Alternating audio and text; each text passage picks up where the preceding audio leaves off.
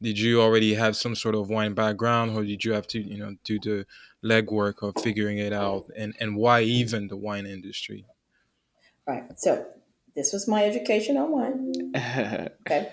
I knew that I loved to drink wine. I always had in my head that when I retired, I would buy a vineyard and watch the grapes grow. Gotcha. Right. And that would be, my version of Nirvana, because when I was introduced to wine, I really, really loved it. There were so many things about it that I really, really loved.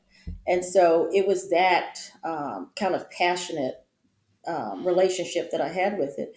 But when I started, I had no idea what this industry was. Hmm. What we see is a bottle on the table, or that we take off of a shelf in the supermarket or a wine shop. That's what we know about wine, right? I had to learn the hard way, and I called it by fire. I was taken advantage of financially. I lost a lot of money. Hmm. One, because I made an emotional decision.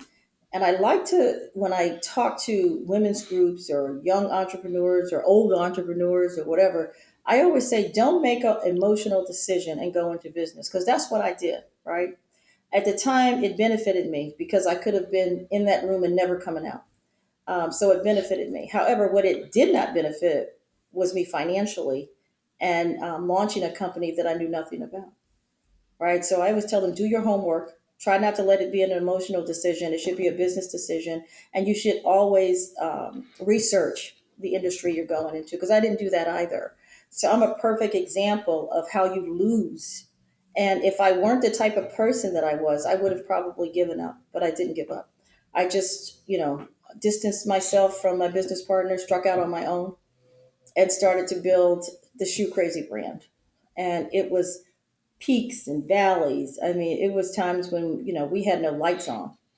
It was that bad. And when you literally you look in your bank account and go, ooh, I killed for $100 right now. And all you see is $5 or $10, and you can't pay anything, right?